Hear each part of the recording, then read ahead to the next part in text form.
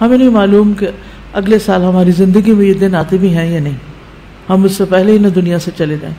اس لیے بہت ضروری ہے کہ ان 10 دنوں کی پلاننگ کریں کہ ہم نے کیا کیا کرنا ہے. صرف وہ کام کافی نہیں جو ہم ہر روز نیکی کے کام کرتے رہتے ہیں، مثلا جو روٹین میں نوافل پڑھ رہے ہیں یا صدقہ خیرات کر رہے ہیں، یا اور نہیں، مزید بھی کرنا ہے. صحابہ ان دنوں میں انتھک محنت کیا کرتے تھے.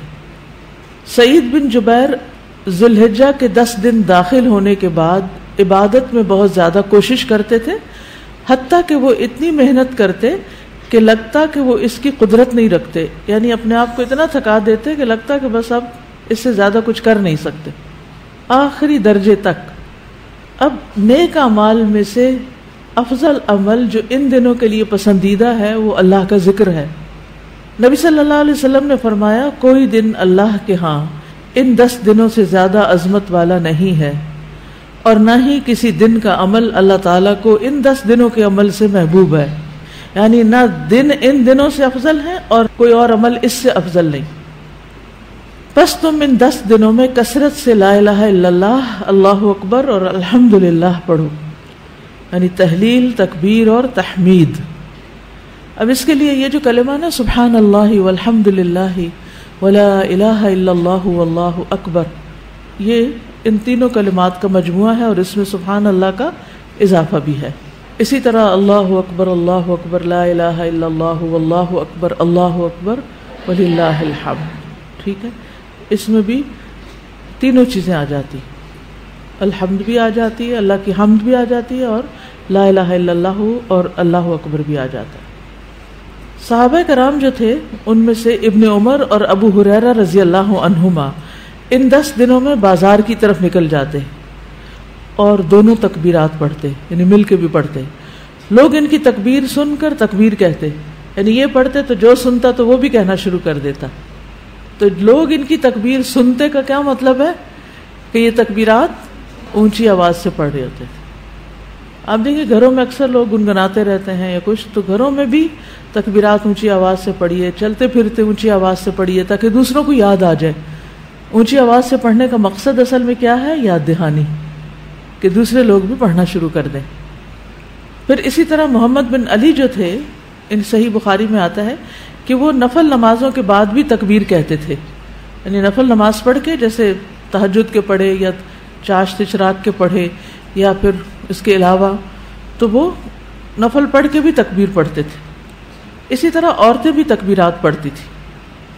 ابن عمر منا کے ان دنوں میں نمازوں کے بعد بستر پر، راستے میں اور دن کے تمام ہی حصوں میں تکبیر کہتے، یعنی ہر موقع پہ کہتے. انہوں نے صرف نفل کے لیے خاص نہیں کیا تھا، یہ صرف بازار کے لیے نہیں بلکہ بستر پہ بھی کہتے اور راستے میں بھی اور خیمے میں بھی اور ہر جگہ. اور ان میں سے کوئی بھی آپ الفاظ پڑھ سکتے ہیں، اللہ اکبر لا الہ الا اللہ واللہ اکبر وللہ الحمد، اور اللہ اکبر وللہ الحمد، اللہ اکبر.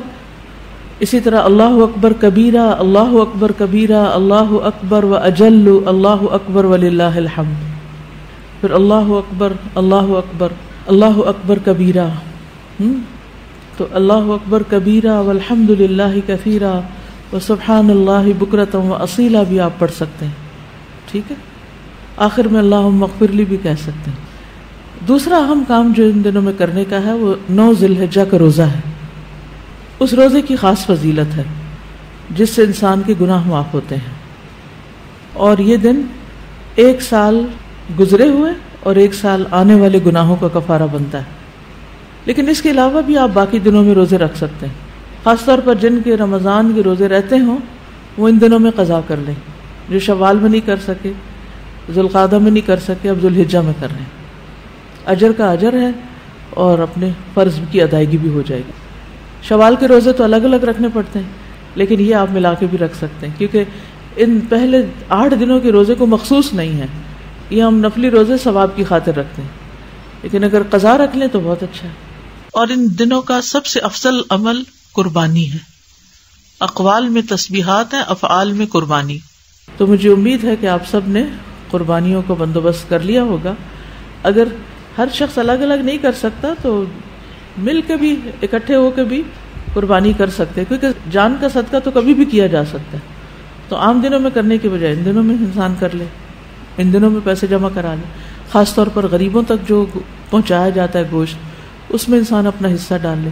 ایک طرف کیا کرنا ہے، تسبیحات کی کثرت، اور دوسری طرف کیا چھوڑنا ہے، غیبت، چغلی، طانا، فضول میں لغو باتیں، ہنسی مذاق. اپنے شر سے دوسروں کو محفوظ رکھنا، اپنی زبان سے دوسروں کو اذیت نہیں دینا، بدگمانی، تجسس، ٹوہ نہیں لگانا، آر نہیں دلانا، نفرت و بغض نہیں کرنا، ظلم نہ کرنا ہے نہ ہونے دینا ہے، کسی کو بے عزت نہیں کرنا، آر دلانا اور تانا دینے والی عادتوں کو چھوڑنا ہے. ٹانٹنگ، وہ جو عادتیں ہوتی ہیں نا، ان کو بھی چھوڑنا ہے. غصہ نافذ کرنے کی طاقت رکھنے کے باوجود اس کو چھوڑ دینا ہے. گالی گلوچ، بد زبانی، ان چیزوں سے بھی بچنا ہے. مسلمان کو ہر طرح کی اذیت دینے سے رکنا ہے. رشتہ داروں کی قطع تعلق ہی نہیں کرنی، ان کو منانا ہے. ظالم رشتہ داروں پر بھی مہربانی کرنی ہے. اپنے شر سے پڑوسیوں کو بچانا ہے. اپنے ایمان کی تجدید کرنی ہے. صبر اور عفو درگزر کرنا ہے. اچھا اخلاق اختیار کرنا ہے. اول وقت پہ نماز پڑھنا ہے. قیام لمبا کرنا ہے. ہو سکے تو تہجد پڑھنا ہے. روزہ رکھنا ہے. حج کے لیے تو چلے گئے ہیں لوگ، ہو سکے تو حج کرنا ہے. مالی صدقات میں اپنے اہل و عیال کی ضروریات پوری کرنا. ناراض رشتہ دار کو تحفہ دینا. اپنے بہن بھائیوں کی یا اپنے دوستوں کی ضروریات پوری کرنا. پانی پلانا. ایسا صدقہ جو خود کو محتاج نہ کرے کسی کا. ناراض لوگوں کو آپس میں صلح کرانا. کسی کو خوش کرنا، کسی کی پریشانی دور کرنا. پھر اپنے نفس اور خواہش سے جہاد کرنا.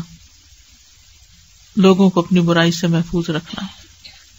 اور صدقے خیرات میں کھانے پینے اور دیگر چیزوں کے علاوہ اچھی کتابیں، اچھے پیمفلیٹس اور خصوصاً اس ٹاپک کی اویئرنیس لوگوں میں کریٹ کرنا ہے. قرآن کی تلاوت میں عام روٹین سے زیادہ پڑھنا، اس کو انکریز کرنا ہے. اللہ سبحانہ وتعالی ہمیں عمل کی توفیق عطا فرمائے.